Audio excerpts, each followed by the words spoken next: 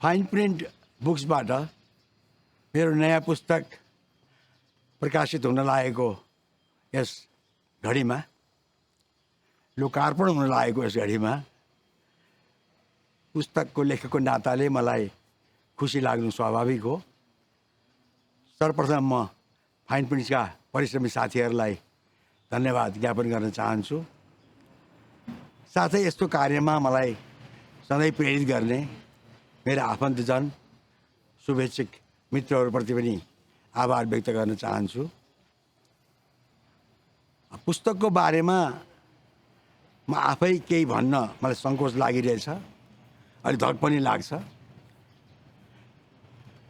यस्तो प्रकारको पुस्तक अथवा भनौँ आफ्नो जीवनी, आफ्ना कार्यकलापबारे आफैले पुस्तक लेख्ने कुरा मलाई त्यति रुचिको विषय पनि हुन्थेन।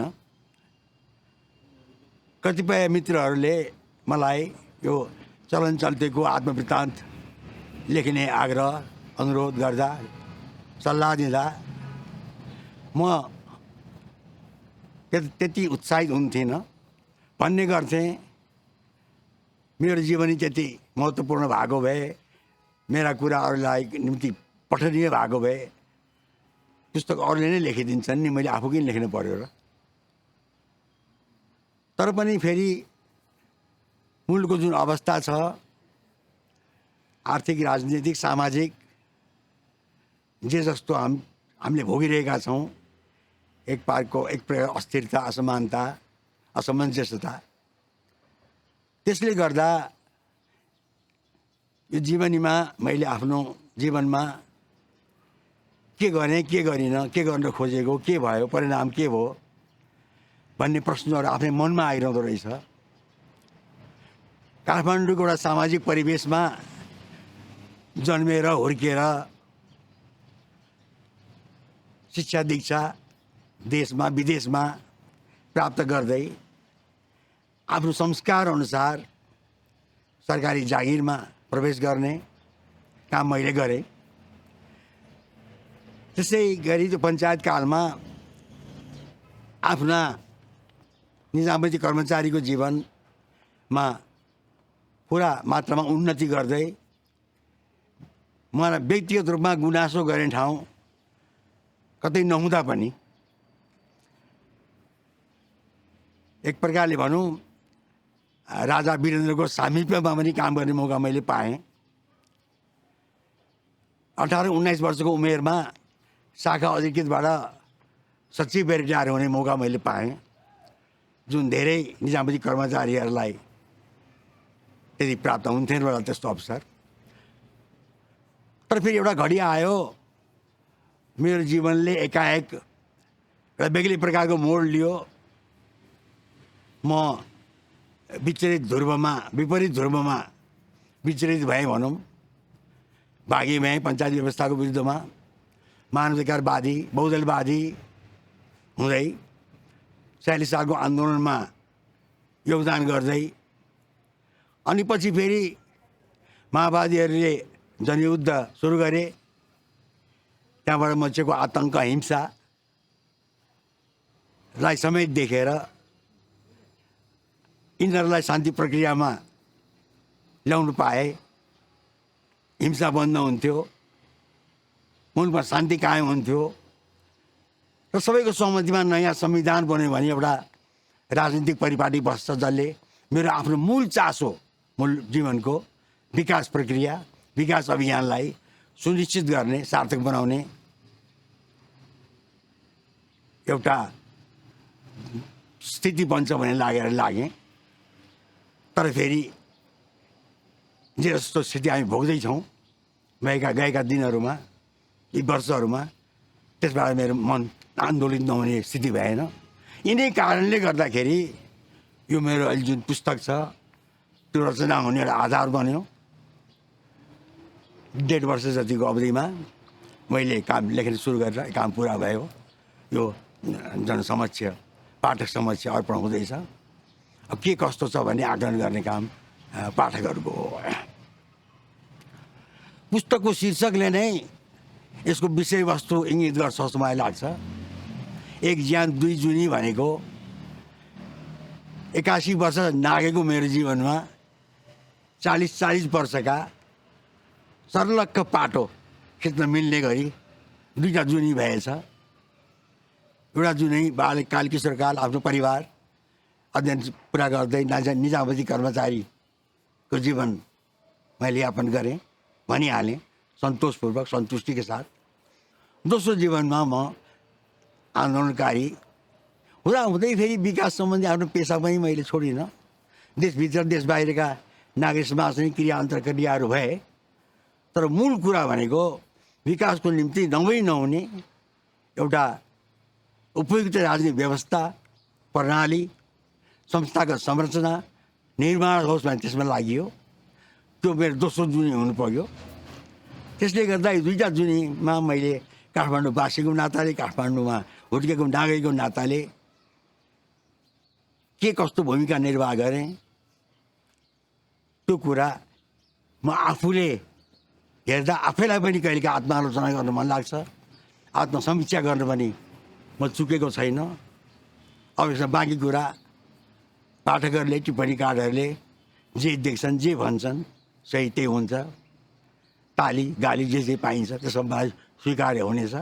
खालि आशा छ पुस्तक नयाँ पिँढीका नयाँ पुस्ताका साथीहरूले नागरिकहरूले खास गरी रुचिपूर्वक पढ्लान् र म जस्ताको जीवनीबाट केही कुरा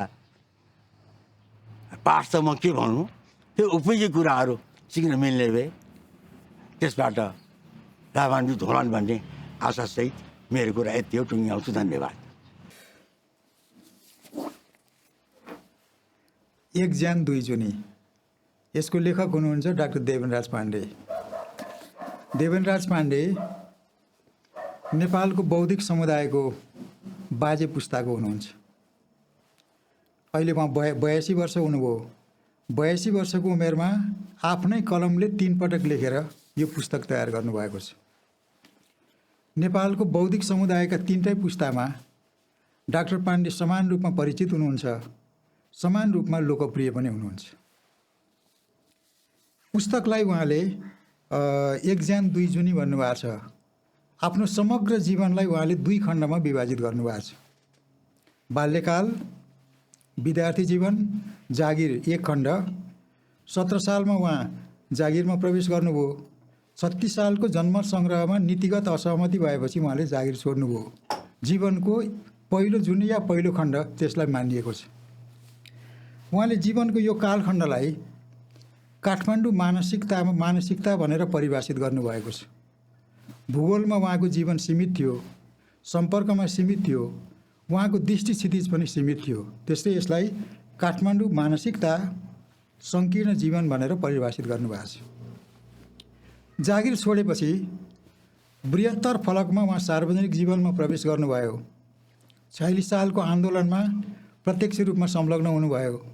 त्यो बेलामा प्रधानमन्त्री कृष्णप्रसाद भट्टराई हुनुहुन्थ्यो, जसलाई किशुनजी सन्त भनेर चिनिन्छ। किशुनजीले 2टा पात्रको इमानको बारेमा अत्यन्त महत्त्वपूर्ण कुरा भन्नुभएको छ। एकजना डाक्टर देवेनराज पाण्डे र अर्कोजना रामबाबु प्रसाई। किशुनजीले भन्नुभयो, मैले यो देशको 2टा कोषको साँचो 2टा इमान्दार मान्छेको हातमा सुम्पेको छु। राज्यको कोषको साँचो देवेनराज पाण्डेलाई सुम्पेको छु।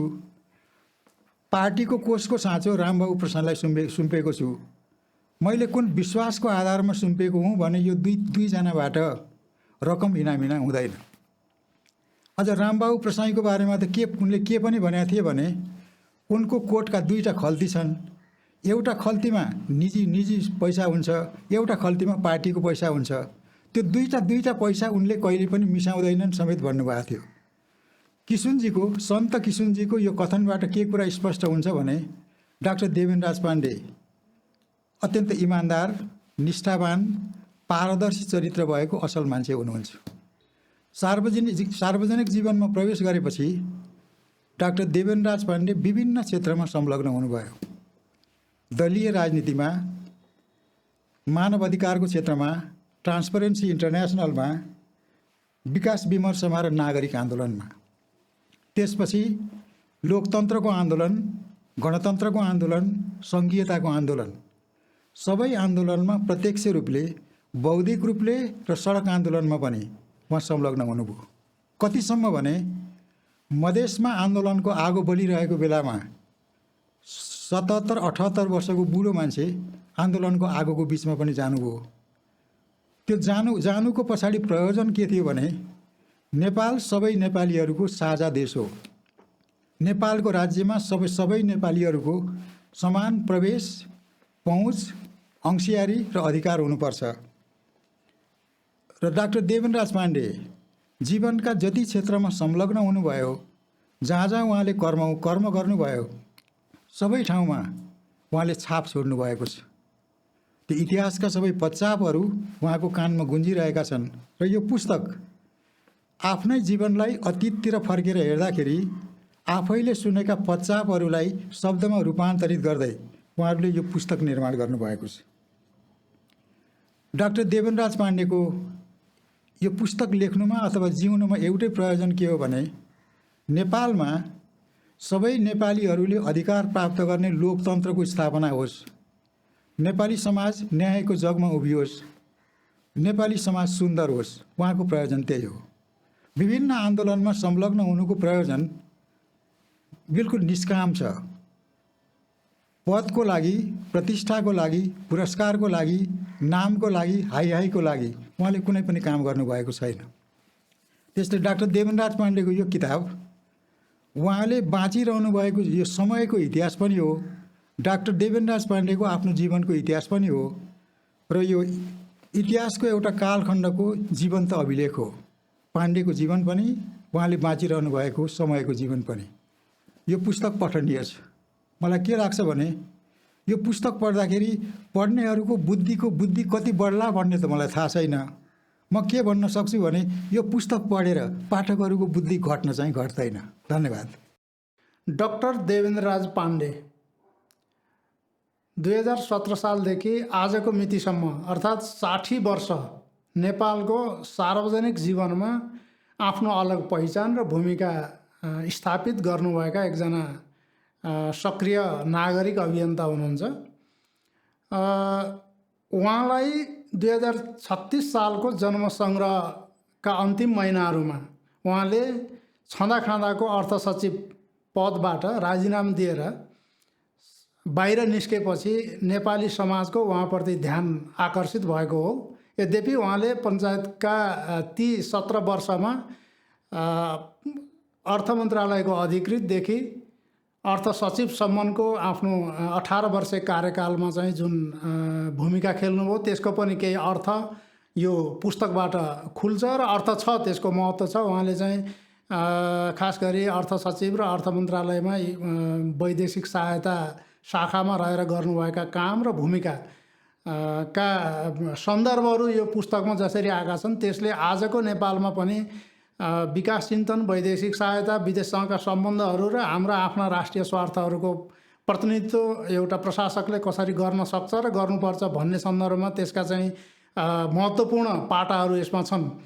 उहाँले 36 साल अघि र पछिका आफ्नो जीवनलाई 2 खण्डमा बाँडेर 1 ज्यान 2 जुनी पुस्तक सार्वजनिक गर्नुभएको हो। 1 ज्यान उहाँको जीवन हो र 2 जुनी उहाँले आफ्नो त्यो यो 60 वर्षका अन्तरालमा अथवा आफू जन्मेदेखि आजसम्मको अन्तरालमा 2 ढङ्गको चिन्तन, 2 ढङ्गको विचार, 2 ढङ्गको अवस्थितिमा आफूलाई प्रस्तुत गर्नुभएको छ। 36 साल अगाडिको देवेन्द्रराज पाण्डे मूलतः उहाँको आफ्नै शब्दमा काठमाडौँको सम्भ्रान्त भन्ने एउटा चाहिँ कोट अनकोट उहाँले चाहिँ राख्नुभएको छ। काठमाडौँ मानसिकतालाई त्यसले व्यक्त गर्छ। काठमाडौँको मानसिकता त्यति बेलासम्म, अहिलेसम्म पनि धेरै हदसम्म काठमाडौँ मानसिकताले काठमाडौँको सम्भ्रान्त वर्गहरूलाई नै नेपाल भनेर चिन्ने, बुझ्ने र त्यसको पक्षमा काम गर्ने जुन राजनीति, जुन प्रशासनिक वा अरू क्षेत्रको चाहिँ जुन चिन्तन छ त्यसलाई चाहिँ उहाँले पहिलो खण्ड आफ्नो चाहिँ आधा ज्यान आधा जुनीका रूपमा चाहिँ त्यसलाई चित्रित गर्नुभएको छ। डाक्टर देवेन्द्रराज पाण्डेलाई मैले 36 सालदेखि फलो गर्दा उहाँको जीवनका 4वटा पाटा पाउँछु। एउटा पूर्व प्रशासकका रूपमा उहाँले सार्वजनिक जीवनमा खेल्नुभएको भूमिका, दोस्रो एउटा लोकतान्त्रिक समाजवादी चिन्तक र मानवाधिकार कर्मी, अभियन्ताका रूपमा, नागरिक कर्मी, नागरिक अधिकारको अभियन्ताका रूपमा, गणतन्त्रवादी चिन्तक र गणतन्त्रको पक्षमा गरेको अभियन्ताका रूपमा, अनि सङ्घीयता, एउटा समावेशी लोकतन्त्र। यो सङ्घीयता, समावेशी लोकतन्त्र, समानुपातिक प्रतिनिधित्वको पक्ष नै काठमाडौँ मानसिकताको कन्ट्रास्ट हो। उहाँले दुई जुनी भनेर जे यो किताबमा चाहिँ आफूलाई प्रस्तुत गर्नुभएको छ, त्यसमा देखिने खास कुरा के हो भने त्यो दुई जुनीले प्रतिनिधित्व गर्ने कुरा चाहिँ एउटा काठमाडौँ मानसिकताले घेरेको, काठमाडौँ मानसिकतामा कैद भएको 36 साल अगाडिको देवेन्द्रराज पाण्डे र त्यस पछाडि समग्र नेपाली समाजको विविधता, यहाँ भइरहेका विभेद, असमानता, त्यसका चाहिँ अर्थ राजनीतिक कारणहरू, ऐतिहासिक कारणहरूलाई केलाएर त्यसको विपक्षमा उभिएर समावेशी लोकतन्त्रको पक्षमा, गणतन्त्रको पक्षमा, नागरिक अधिकारको पक्षमा निरन्तर जुधिरहेको एउटा जुझारु, अथवा म यसलाई चाहिँ विद्रोही भन्न रुचाउँछु। देवेन्द्रराज पाण्डे एकजना निरन्तर विद्रोही, 36 सालदेखि यताको सन्दर्भमा हेर्ने हो भने उहाँ आजसम्म पनि एउटा विद्रोही व्यक्तित्वको रूपमा, विद्रोही अधिकारकर्मीको रूपमा, विद्रोही राजनीतिक चिन्तकका रूपमा चाहिँ देखा पर्नुहुन्छ। उहाँले चाहिँ यो दुईटा पाटोलाई यो पुस्तक मार्फत एकदमै राम्रोसँग केलाउनु भएको छ, प्रस्तुत गर्नुभएको छ। एउटा कुरा के हुन्छ भने मान्छेहरूले चाहिँ आत्मसंस्मरण वा संस्मरणका पुस्तकहरू निकाल्दाखेरि धेरै जसोमा आजभोलि त बजारमा स्वस्थ रूपले चाहिँ आफ्ना व्यक्तिका भूमिकाहरूलाई बढाइ चढाइ गरेर इतिहासमा चाहिँ आफ्नो छाप छोड्न सकिन्छ कि भनेर दाबी गरिरहेका अनेक प्रशासकहरू, नेताहरू, अरू विभिन्न खालका मान्छेहरूका संस्मरणका पुस्तकहरू बाहिर आइरहेछन्। त्योभन्दा यो पुस्तक किन भिन्न छ भने यो देवेन्द्रराज पाण्डेको व्यक्तिगत जीवनका एकदमै थोरै कुराहरू, व्यक्तिगत पारिवारिक जीवनका असाध्यै थोरै, त्यो पनि त्यति बेलाको समाजलाई चिनाउनको निम्ति सहयोग हुने गरी, त्यति बेलाको समाजको बिम्ब र ऐना उतार्ने गरी चाहिँ आएको छ। त्योभन्दा बढी यसमा देवेन्द्रराज पाण्डेको वैयक्तिक जीवन होइन, देवेन्द्रराज पाण्डेले अनुभूति गरेको नेपाली समाज, देवेन्द्रराज पाण्डेले त्यति बेलाका राजा वीरेन्द्र, राजा महेन्द्रसँगको प्रसङ्ग त्यति धेरै भेटिँदैन। राजा वीरेन्द्र, त्यसपछि 36 सालमा प्रधानमन्त्री बनेका सूर्यबहादुर थापा, त्यस पछाडि 47 सालमा प्रधानमन्त्री बनेका कृष्णप्रसाद भट्टराई, जहाँ चाहिँ डाक्टर पाण्डे आफै अर्थमन्त्रीका रूपमा हुनुहुन्थ्यो। त्यसपछि केही सन्दर्भमा गिरिजाप्रसाद कोइराला र प्रचण्डदेखि बाबुरामसम्मका विभिन्न राजनीतिक व्यक्तित्वहरू, नेपालको नेतृत्व गरिरहेका विभिन्न चिन्तन धाराका प्रतिनिधि पात्रहरूसँगका उहाँका संवाद, उहाँले उनीहरूसँग गरेका अपेक्षा, उनीहरूको भूमिकाबाट कतिपय ठाउँमा उहाँले अनुभूति गरेका निराशा का सन्दर्भहरू यो पुस्तकमा छन्। र यस अर्थमा यो नेपाली राजनीतिको इतिहासका यो लामो कालखण्डको चाहिँ एउटा अभिलेख पनि हो, एउटा स्वतन्त्र चिन्तकका रूपमा उहाँले देखेको नेपाल को चित्र पनि हो। यो पुस्तक मार्फत एउटा पाठकका रूपमा चाहिँ मैले यो पुस्तकबाट भेटाउने कुरा के हो त्यो सायद अहिले यहाँ बोल्नु महत्त्वपूर्ण हुन्छ। यो पुस्तक एउटा लोकतन्त्र प्रति प्रतिबद्ध लोकतान्त्रिक समाजवाद, डेमोक्रेटिक सोसियलिजम प्रति प्रतिबद्ध रहेको मानवाधिकार कर्मी र त्यो डेमोक्रेसी उदार लोकतन्त्रको पनि पछिल्लो कालखण्डमा विश्वव्यापी रूपमा भइरहेका बहस, जुन समावेशीकरणको बहस छ, जुन पहिचानको राजनीतिको बहस छ, जुन महिला, दलित, उहाँले एक ठाउँ एकदमै प्रश्नसँग दलित, महिला, मधेसी, जनजाति, अरू कर्णाली लगायतका प्रदेशका बासिन्दाहरू चाहिँ जहिले पनि सीमान्तमा परिरहने, उनीहरू सहितको सहभागितामा नेपाल निर्माण गर्ने, नेपालको विकास अभियान सञ्चालन गर्ने सोच चिन्तन पहिलाको राजनीतिक कर्मीमा त पञ्चायतकालमा त छँदै थिएन। पछिल्लो प्रजातन्त्र र गणतन्त्रको बेलामा पनि त्यस्तो चिन्तन चाहिँ भएका नेताहरू एकदम कम र तिनीहरूको व्यवहार सत्तामा गइसकेपछि लगभग उसैको निरन्तरता जस्तो पञ्चायती चिन्तन शैलीकै निरन्तरता जस्तो काठमाडौँ मानसिकताकै निरन्तरता जस्तो देखा पर्छ भनेर चिन्ता जाहेर गर्नुभएको छ। दोस्रो कुरा चाहिँ उहाँले वैदेशिक सहायताका अनेक पाटाहरू केलाउनु भएको छ र वैदेशिक सहायता र अर्थतन्त्रको विकासका बिच के द्वन्द्वहरू र सामञ्जस्यता छ भन्ने बारे चाहिँ उहाँले एउटा प्रष्ट चित्र, खास गरी अहिले चाहिँ हाम्रो प्रशासनिक संयन्त्रमा बसेर देशको नेतृत्व गरिरहेका राजनीतिक नेताहरू राजनीतिक नेतृत्व गर्छौँ भनेर दाबी गरिरहेको पुस्ताले चाहिँ यसमा यो पुस्तकबाट धेरै ज्ञान र शिक्षा हासिल गर्न सक्छ। तेस्रो चाहिँ पाटो उहाँले चाहिँ सुशासनको अभियान र त्यससँग विकास कसरी सम्बन्धित छ। हाम्रो देशको हामी विकास भवन भन्छौँ, विकासे चिन्तन अनेक ढङ्गले भइरहेका छन्, तर यो विकास र सुशासनका सम्बन्धहरूको बारेमा चाहिँ यो के हो भन्ने बारे उहाँको एउटा लामो चिन्तन यसमा देखा पर्छ। चौथो चाहिँ उहाँले केही नागरिक संस्थाहरू स्थापित गर्ने र त्यसको अगुवाई गर्ने काम गर्नुभएको थियो। गैसका रूपमा केही महत्त्वपूर्ण यो माइक्रो फाइनान्सको अवधारणा तल साधारण मान्छेहरू सामान्य गरिबहरूको बिचमा चाहिँ बचत परिचालन, तिनीहरूको अरू सामाजिक विकास सांस्कृतिक विकासका लागि गरेका प्रयासहरूका सन्दर्भ र त्यसका अनुभवहरू पनि यसमा समेट्नु भएको छ। त्यसले चाहिँ हाम्रो आजको विकास नीति विकास सम्बन्धी अवधारणा बनाउन महत्त्वपूर्ण सहयोग गर्छ। अर्को चाहिँ उहाँको यो वैदेशिक सहायताकै सेरोफेरोमा र राजनीतिका सेरोफेरोमा चाहिँ नेपाल भारत सम्बन्धका केही जटिल प्रश्नहरू बारे उहाँले चाहिँ चिन्तन गर्नुभएको छ। यो चाहिँ यो पुस्तकबाट पाइने समग्र चित्र हो। म अब यो पुस्तक आजको सन्दर्भमा झन् बढी महत्त्वपूर्ण छ। उहाँले चाहिँ सायद आज हामी कहाँ जुन राजनीति विकास भइरहेछ यो राजनीतिलाई हेरेर यस्तो राजनीति विकास हुन्छ भन्ने परिकल्पना त गर्नुभएको थिएन होला, तर यो किताब निस्कँदै गर्दा केही घटनाहरू यस्ता घटेका छन् जसले चाहिँ हामीले हिजो स्थापित गर्न प्रयास गरेका संस्थाहरू, संविधान, संसद, न्यायालय लगायत सबै संस्थाहरू, नागरिक संस्थाहरू पनि कमजोर बन्दै गइरहेको र तिनलाई बलियो बनाउन पर्ने खाँचो पहिलेभन्दा अझ बढी रहेको सन्दर्भमा चाहिँ उहाँको यो पुस्तकले अहिलेको पुस्तालाई एजुकेट गर्न, यो पुस्तालाई चाहिँ नेपाल चिनाउन, नेपाललाई चाहिँ बहुआयामिक दृष्टिकोणले चिनाउन र आफ्ना धारणाहरू बनाउन मद्दत गर्नेछ।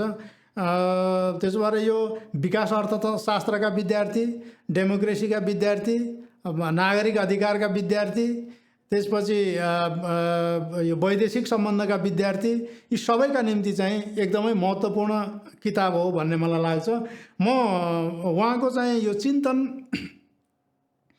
दुईटा पाटो चाहिँ म यहाँ फेरि जोड दिएर भन्न चाहन्छु। एउटा चाहिँ उहाँले 62-63 को जनआन्दोलनमा नागरिक अगुवाको रूपमा चाहिँ आफूले पनि सहभागी भएर जुन लोकतन्त्र र पछि गणतन्त्र स्थापना गर्न प्रयास गरियो, त्यो प्रयासपछि त्यसको नेतृत्व गरिरहेका अब खास गरी त्यो आन्दोलनपछि बढी आशा गरिएका नेकपा माओवादीको नेतृत्व ले जनताका अपेक्षाहरू र जनआन्दोलन र उनीहरूकै भाषामा जनयुद्ध ले देखाएका सपनाहरू पुरा गर्न बाट तर्केको वा चाहिँ त्यो पुरा गर्न नसकेको वा त्यो पङ्क्ति पनि आएर काठमाडौँको सम्भ्रान्तहरूसँग सम्झौता गरेर बरालिएको भन्ने चिन्ता चाहिँ उहाँको एउटा एकदमै जोरदार चिन्ता छ।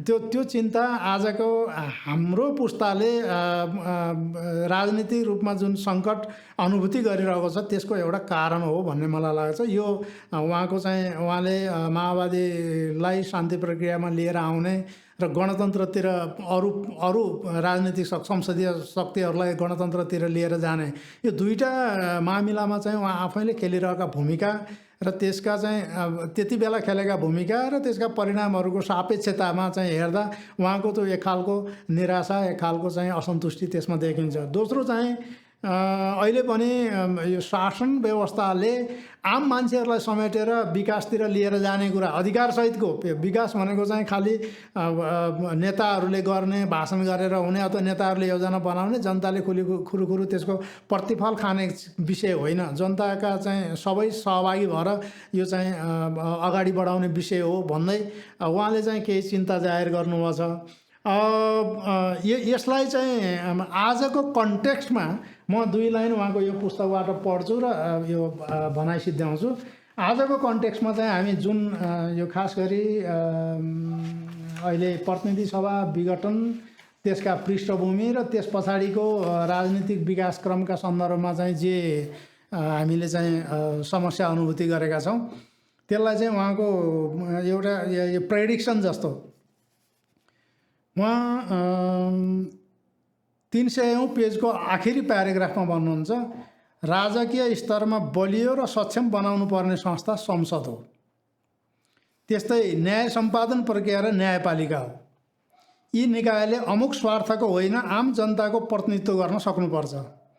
संसद प्रतिनिधिमूलक र नागरिकप्रति जिम्मेवार र न्यायपालिका निष्ठावान भएर न्याय प्रणाली स्वच्छ हुन सके मात्र बाँकी संस्था विधि विधान र कानुनी राज्यको अर्थ रहन्छ। यस्तो सम्भावना साकार हुन शक्ति सम्पन्न अधिकार सम्पन्न समुदाय र अरू सरकारवाला सबैमा जीवन जगतबारे अनुकूल दृष्टिकोण हुनैपर्छ।